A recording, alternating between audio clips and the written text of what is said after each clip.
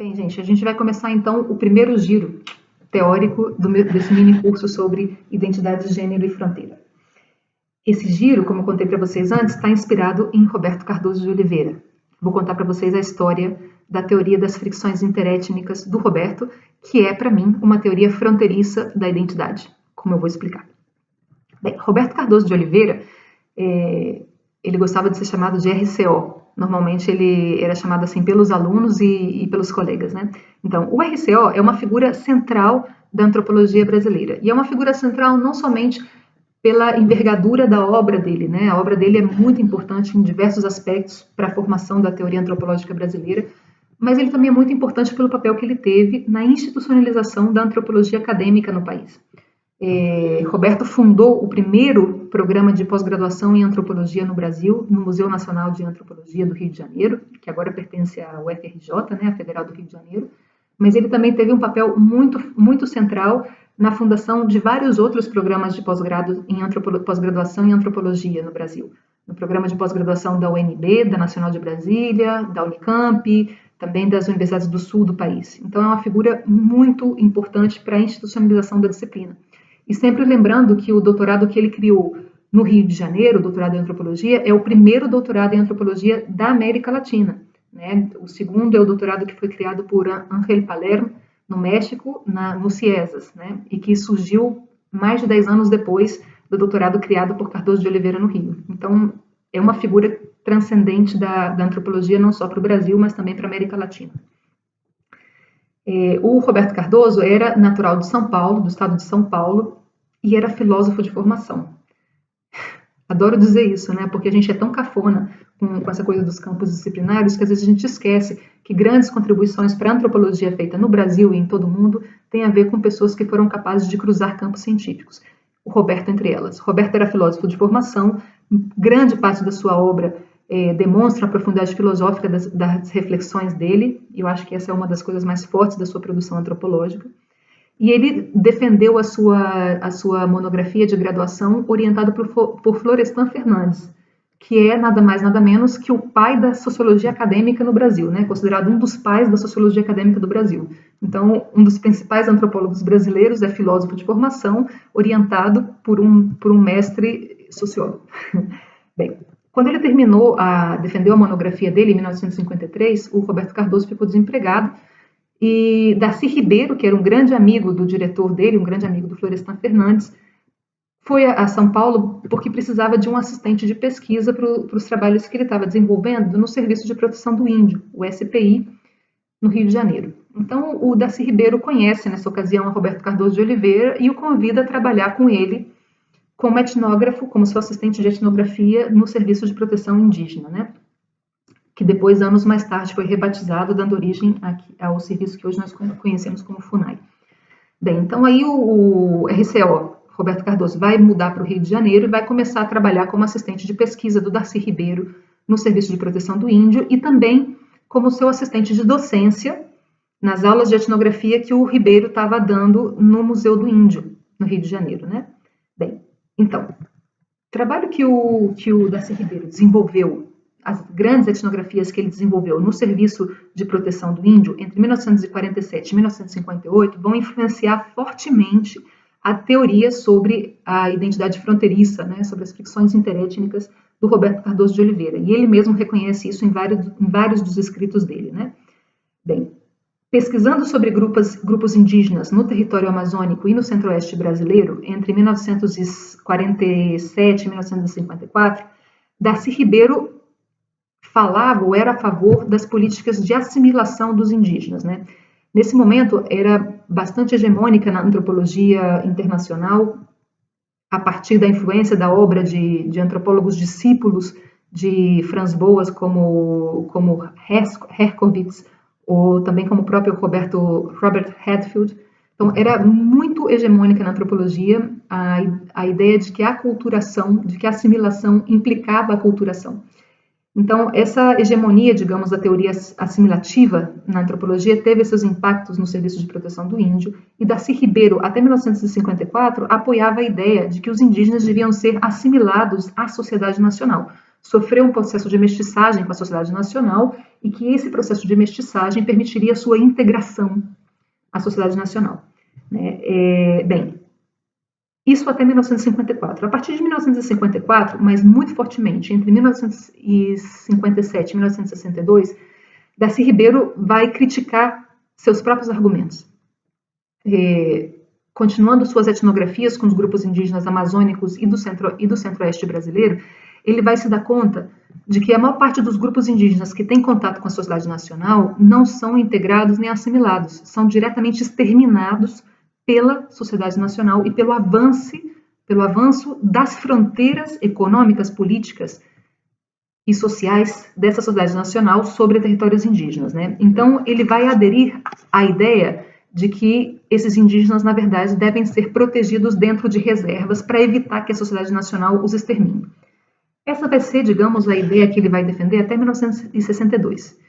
Em 1962, de 62 para frente, Darcy Ribeiro vai aderir a um giro ainda mais crítico aos seus próprios argumentos. Esse giro, logicamente, está muito interpelado pelo golpe de Estado no Brasil, pela ditadura militar que se inicia em 1964, e também vai estar atravessado pelo exílio do Roberto Cardoso, do Darcy Ribeiro, né, que vai se exilar no Brasil durante parte importante dos anos 70. Então, nesse momento de reflexão, Darcy Ribeiro vai adotar uma postura ainda mais crítica em relação ao avanço da sociedade nacional sobre os povos indígenas e vai avançar a uma crítica à antropologia clássica e à ideia de identidade que emana dessa antropologia clássica, né? Ele vai dizer que a maior parte dos indígenas, quando ele volta do exílio, né, já no final dos anos 70, volta a visitar os grupos que ele tinha etnografado anos antes. E nessa volta ele vai escrever dizendo que a maior parte dos indígenas que ele etnografou décadas antes no Serviço de Proteção dos Indígenas foram exterminados pelo avanço da sociedade nacional. E aqueles que sobreviveram, que conseguiram sobreviver, eles permaneceram índios. Não somente nos seus hábitos e nos seus costumes, e alguns deles já não eram índios na reprodução dos seus hábitos e costumes. Tinham sido obrigados ou tinham absorvido formas e costumes da sociedade nacional. Mas esses indígenas continuavam entendendo a sua identidade, autoafirmando-se como índios ou indígenas. Então, isso vai levar o Darcy Ribeiro a propor que o ser ou não ser de uma identidade étnica não são as presumidas atribuições raciais ou os presumíveis rasgos culturais, a cultura substantiva que tem um grupo. Não. A identidade, vai dizer Darcy Ribeiro nos anos 70, a identidade vai estar dada, construída pelo conflito. A identidade devém, a identidade se constrói no conflito de não identidade dos indígenas com as sociedades nacionais e com o avanço que essas sociedades fazem da fronteira entre uns e outros, né?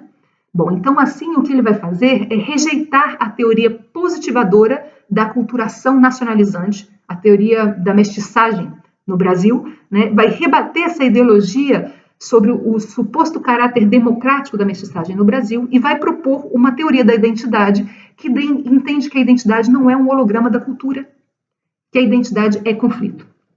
Bem, Roberto Cardoso de Oliveira parte de todas essas críticas do seu mestre, do seu tutor etnográfico, né? Mas ele vai superar essas teorias em vários aspectos, né? Vai apresentar dois pontos críticos em relação à teoria da identidade do Darcy Ribeiro, né? Esses dois pontos críticos são, em primeiro lugar, Roberto Cardoso recupera o fato de que Darcy Ribeiro não considere os indígenas como os grupos indígenas, os grupos étnicos, como totalidades em si mesmas, isoladas dentro de uma área cultural isolada, né, como na antropologia clássica. Vai recuperar o fato de que Ribeiro considera que o índio é parte de uma sociedade nacional que o interpela, que através do avanço do Estado e das forças econômicas altera profundamente a existência desses grupos e dessas sociedades indígenas, né? Mas o Roberto Cardoso vai observar que nesse intento, né, com essa intenção de incorporar uma leitura crítica à ação do Estado Nacional, Darcy Ribeiro terminou reproduzindo as próprias perspectivas desse Estado Nacional a partir das quais o índio era visto como um outro da sociedade nacional.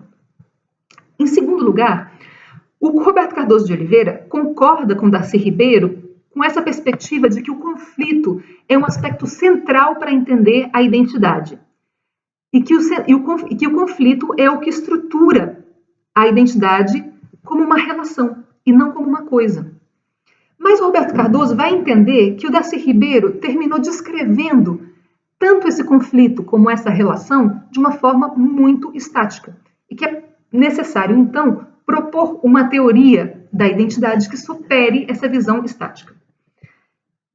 Bom, aí vem a contribuição do Roberto, né? O Roberto vai se apoiar nas suas próprias etnografias para fazer essa contribuição, nos estudos que ele realizou a partir de 1960 com os grupos terenas. Os grupos terenas são um grupo indígena que está assentado no atual estado brasileiro, no Mato Grosso do Sul, que é um estado que faz fronteira com o Paraguai, né? Então, ele vai afirmar, a partir da sua experiência etnográfica com os terenas, que depois ele vai complementar com a experiência etnográfica com os tucunas, em território amazônico, né? O Roberto Cardoso vai dizer que os terenas são um exemplo muito profundo de um grupo cultural que, pese a todo o seu contato com a sociedade nacional, não é assimilado e não se permite assimilar. Os terenas, eles derivavam, na verdade, de um grupo que se chamava Guarás, grupos que circulavam seminômadamente, de forma transfronteiriça, entre territórios bolivianos, paraguaios, argentinos e brasileiros. Em 1830, com o avanço das guerras decimonônicas do século XIX entre essas nações, os terenas se viram obrigados a migrar para um território que permitisse que eles sobrevivessem a esses conflitos. Então, em 1830, eles cruzam a fronteira para o lado brasileiro e vão se assentar nesse território, que atualmente é o território do Mato Grosso do Sul, né? Bem, a partir de 1910, o Estado brasileiro já começou a aplicar nesse território transfronteiriço, políticas de proteção dos indígenas. Então, a partir de 1910, o SPI, o Serviço de Proteção dos Indígenas, começou a demarcar esses territórios do Mato Grosso do Sul como reservas indígenas. Em 1930, já havia aí 8 áreas indígenas protegidas, 8 reservas indígenas, né? E esse grupo, os Guarás, quando migram para esse território do Mato Grosso do Sul, transmigram também a sua identidade étnica. Eles passam a ser identificados e auto-identificados como terenas. Essa transformação de identificação tem a ver com o fato de ter cruzado a fronteira e com a forma como eles vão se relacionar com os grupos que já estavam nesse território. É impressionante, né? O Roberto Cardoso de Oliveira vai etnografar esses grupos em 1960, 150 anos depois que eles já tinham cruzado a fronteira do Estado brasileiro para se assentar nesses territórios do Mato Grosso do Sul. 150 anos depois, esses grupos ainda eram considerados pelos demais grupos indígenas do território como convidados. Eles eram considerados como estrangeiros que estavam sendo acolhidos por esses outros grupos. Eles ainda eram considerados grupos transfronteiriços pelos próprios indígenas que estavam nas outras reservas indígenas desse território. E mais do que isso, em 1960, os terenas também viviam, digamos, a sua própria identidade como uma identidade indígena. Eles tinham sofrido, digamos, o avanço dos estados nacionais bolivianos, paraguaios, argentinos e brasileiros. Tinham vivido nessa tensa relação com outros grupos indígenas que se entendiam, eles sim, proprietários e, digamos, próprios das reservas indígenas criadas pelos territórios brasileiros. E pese a tudo isso, os terenas ainda se diziam terenas e ainda se diziam indígenas, né? Então, a assimilação, seguindo aquelas formas clássicas da antropologia mais clássica, não aconteceu. Essa gente tinha alterado várias das suas práticas culturais, várias das suas formas de viver no território, mas eles não se consideravam brasileiros. Eles não se consideravam parte da sociedade brasileira. Eles eram índios. Eles se diziam índios. Bom, então, observando essa relação dos terenas com a sua própria identidade e com os grupos circundantes, Roberto Cardoso de Oliveira vai reformular os giros do seu professor, do Darcy Ribeiro. Então, se bem Darcy Ribeiro tinha deslocado o foco da antropologia clássica nos grupos tribais como uma unidade total, pensando que a unidade total estava colocada não nos grupos étnicos, mas na sociedade nacional, porque era a sociedade nacional que fazia a pressão política, social e econômica para englobar esses índios, né, o Roberto Cardoso de Oliveira vai propor outro giro mais. Vai propor dizer que a unidade não era nem como pensava a antropologia clássica de corte malinowskiano, a tribo ou grupo social tribal, também não era a sociedade nacional. A única unidade possível, vai dizer Roberto Cardoso de Oliveira, é o conflito. É o conflito entre esses indígenas e a sociedade nacional. Neste conflito é onde nós podemos situar, e essa palavra é importante, situar a unidade da visão e a unidade da perspectiva antropológica. A única coisa estável aí é o conflito. A única coisa que havia atravessado os 150 anos da história dos terenas no território brasileiro era, digamos, a permanência e transformação histórica de um conflito que, sim, se transformava historicamente, mas continuava existindo. Então, esse giro é super importante. Esse giro permite entender que os grupos sociais não são coisas, as identidades também não são coisas. A única forma de captar etnograficamente a existência dos grupos é captar o conflito que existe entre os grupos. Esse giro posiciona o lugar de foco da antropologia na fronteira. Por isso eu falei para vocês no princípio que esse giro era um giro da identidade que transforma ou que vê a identidade como uma forma transfronteiriça e fronteiriça, né?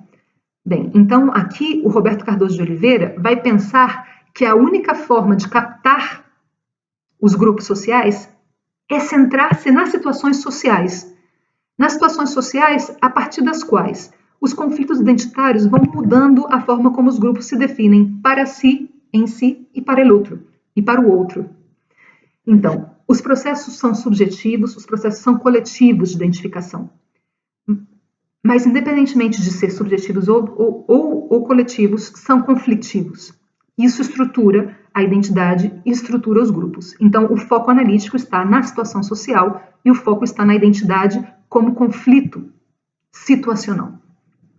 Roberto Cardoso de Oliveira retira, segundo ele, né, essas informações da teoria das identidades proposta por Frederick Barth, mais ou menos no final dos anos 60, em 1969, num livro que é clássico da antropologia, que se chama The Boundaries of Social Groups, né, os limites dos grupos sociais. Nesse livro, na introdução desse livro, né, que é um compilatório de capítulos de diferentes autores, quase todos eles estudantes do próprio Barth, na introdução, vai rejeitar 4 elementos que definem a comunidade na antropologia clássica. O primeiro é a ideia de que os grupos ou comunidades étnicas e tribais se perpetuam biologicamente. O segundo é que esses grupos compartem valores que são plasmados em formas culturais homogêneas e exteriorizáveis, culturais.